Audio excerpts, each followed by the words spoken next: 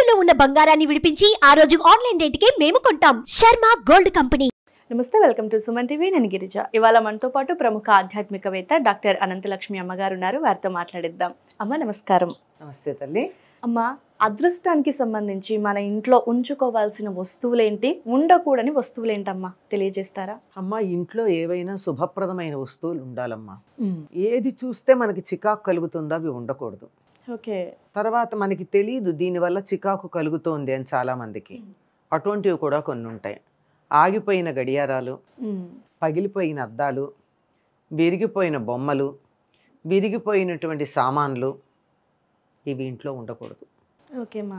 అన్నీ చక్కగా కళకళలాడేవి, చూడంగానే సంతోషం కలిగించేవి ఇంట్లో ఉన్నట్టయితే చాలా మంచిది. తప్పనిసరిగా ప్రతి ఇంటిలోనూ కూడా తాము నమ్మేటటువంటి దైవం యొక్క చిత్రం ఉండాలమ్మా. అది ఏదన్నా కావచ్చు, రాముడు అవ్వచ్చు, కృష్ణుడు అవ్వచ్చు, శివుడు అవ్వచ్చు, అమ్మవారు అవ్వచ్చు, ఇంకేదైనా సరే దైవానికి సంబంధించిన చిత్రం మనం చూడంగానే మనకి మనసుకు సంతోషం కలిగేటట్టు, మనసుకి ఏదన్నా బాధ కలిగితే బాధ పోయేటట్టు, భయం కలిగితే భయం తీరేటట్టు.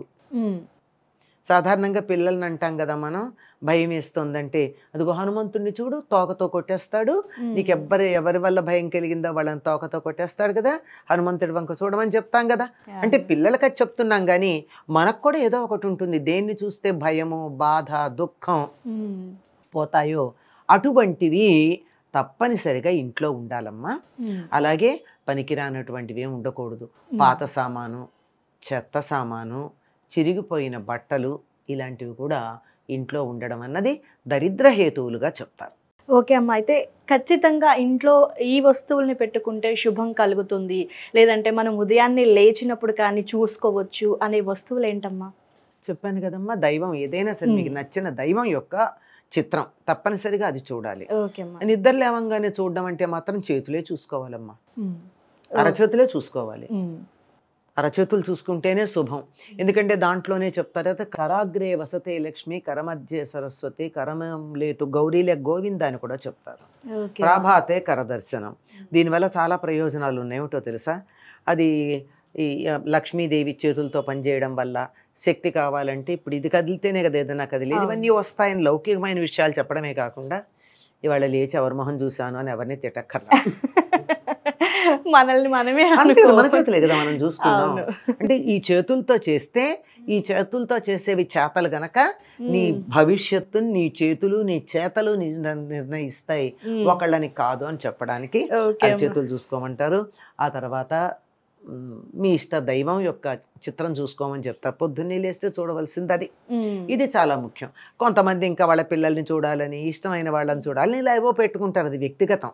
కానీ మామూలుగా అయితే సామాన్యంగా గనక అయినట్టయితే తప్పనిసరిగా మీ ఇష్టదైవాన్ని చూసినట్టయితే రోజంతా బాగుంటుంది. అది పొద్దున్నే లేచి చూడాల్సింది అది.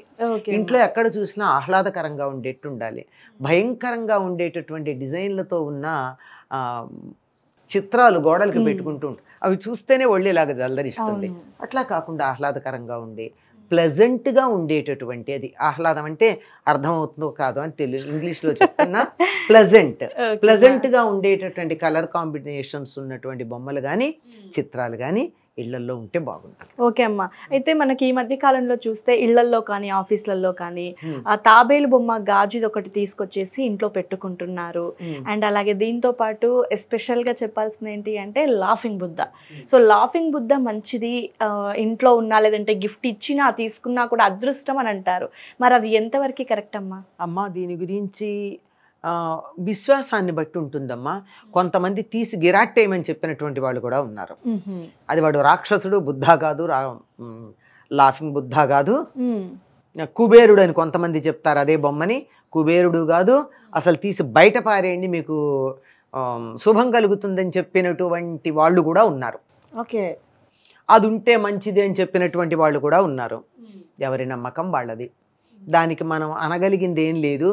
ఎందుకమ్మా, ఎక్కడో టిబెట్ లేదా ఇతర దేశాల నుంచి ఉన్న లాఫింగ్ బుద్ధ కన్నా ఇంట్లో హాయిగా శివ కుటుంబం పెట్టుకోండి, రామ పరివారం పెట్టుకోండి.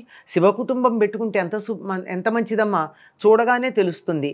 భార్య భర్త కలిపి ఒకే కుర్చీలో కూర్చున్నారా లేదా? అవును. ఎంత దగ్గరగా ఉన్నారు, అవును. విడిగా లేరు. ఎక్కడికి వెళ్ళినా పిల్లలు చెరో పక్కన ఒళ్ళో కూర్చున్నారు కదా, నలుగురు కలిపి ఒక్క ఆసనంలో కూర్చున్నటువంటి కుటుంబం కదా. పైగా వాళ్ళ వాహనాలు ఒకళ్ళతో ఒకళ్ళకి జాతి వైరం కలిగినవే, అయినా అవి ఎప్పుడు దెబ్బలాడుకోవటం లేదే. లేదు. మరి కుటుంబం అనేది ఎంత బాగా ఉండాలన్న దానికి నిదర్శనంగా ఉంటుందో శివ కుటుంబం ఎదురుగా పెట్టుకుంటే, అది పెట్టుకుంటే ఉండేటటువంటి ప్రయోజనం ఇంకా దేనివల్ల ఎంత ఉంటుంది చెప్పండి. ఆ అమ్మా నాన్న దగ్గర అలా ఒదిగి ఉండాలని పిల్లలకి తెలియడం, పిల్లలను అలా ఒళ్ళో కూర్చోబెట్టుకోవాలి, చేతులకి సెల్ ఫోన్స్ ఇచ్చి చెరో గదిలో కూర్చోకూడదన్న సంగతి పెద్దవాళ్ళకి తెలిసేట్టుగా ఉండే చిత్రం పెట్టుకోండి, రామ పరివారం పెట్టుకోండి. అసలు రామ పరివారము శివ కుటుంబం లేనటువంటి ఇల్లు కాదని మన పూర్వులు పెద్దవాళ్ళు చెప్తూ ఉండేవాళ్ళు. మరి అటువంటిది అన్నదమ్ముల ఐకమత్యం. ఇవాళ సగం కేసులు మనకి కోర్టుకు వెళ్ళేవన్నీ ఆస్తి కోసం అన్నదమ్ములు పోట్లాడుకున్నవే కదా. అవునమ్మా. మరి రోజు సీతారామ లక్ష్మణ భరత శత్రుఘ్నుల్ని చూస్తూ ఉంటే కొంత కాకపోతే కొంత అన్న సిగ్గుపడరా? ఏదో వాళ్ళ మైండ్ లో ఏదో పాజిటివ్ థాట్ ఒకప్పుడు రాకపోతుందా అంటే తప్పనిసరిగా ఇంట్లో అందుకోసం అయినా ఉంచుకోవాల్సినటువంటివి. అంతేగాని వీటి వల్ల ఏమొస్తుందో నాకు తెలియదు. అది ఆ దేశాల వాళ్ళకి ఏమన్నా ఉపయోగం ఉందేమో, మరి మన దేశానికి ఉందో లేదో నాకైతే తెలియదు. ఉండదు, పనికిరాదని చెప్పినటువంటి వాళ్ళు కూడా ఉన్నారు. ఓకే అమ్మా. అంచేత ఆ సిద్ధాంతాలు ఇలా కాంట్రవర్సీలకు వెళ్ళిపోయి మన ఫ్యూచర్ని మనం ఎందుకు పాడు చేసుకోవాలి? అది వాళ్ళు చూసుకుంటారు, మనం బాగుండాలన్నది కానీ మన ప్రధానమైనటువంటి ఉద్దేశం వాళ్ళతో మనకేం సంబంధం అమ్మా. ఇంకా తాబేలు పెట్టుకుంటే శుభం వస్తుందా అంటే అనుమానమే. నాకు తెలియదు. అన్ని అవతారాల్లోనూ మత్స్యావతారం, కూర్మావతారం అవన్నీ ఉన్నాయి. దశావతారాలు పెట్టుకోండి, ఎందుకు? భగవంతుడు అవతారాలు, అందులోని దశావతారాల్లో భాగంగా తాబేలుని పెట్టుకుంటే ఇట్స్ ఓకే. దానివల్ల ఏదో లాభం వచ్చేస్తుంది అనుకుంటే మరి ఎవరికన్నా వచ్చిందేమో చూద్దాం. కానీ తప్పనిసరిగా లాభం వచ్చేది మాత్రం ఒకటి ఉందమ్మా, ఇంట్లో దేవుడి బొమ్మ పెట్టుకోవడం, దీపం పెట్టడం దేవుడి దగ్గర, దీపారాధన ఉదయం సాయంత్రం దీపారాధన చేయడం, గుమ్మానికి పసుపు పూసుకోవడం, వీలైనప్పుడల్లా గుమ్మానికి మంచి తోరణాలు కట్టుకుంటూ ఉండడం. అంటే ప్లాస్టిక్ కాసుమా, ప్లాస్టిక్ వల్ల వచ్చేటటువంటిది పొల్యూటెడ్ వాతావరణమే తప్ప మంచిది కాదు. వీటి వల్ల మంచి ఉంటుందమ్మా. ఎట్టి పరిస్థితుల్లో విరిగిపోయిన బద్దలైన అద్దాలు, బొమ్మలు ఇట్లాంటివి ఇంట్లో ఉంచుకోకూడదు. అది చాలా ప్రధానం. చెత్త చేరనీయకూడదు.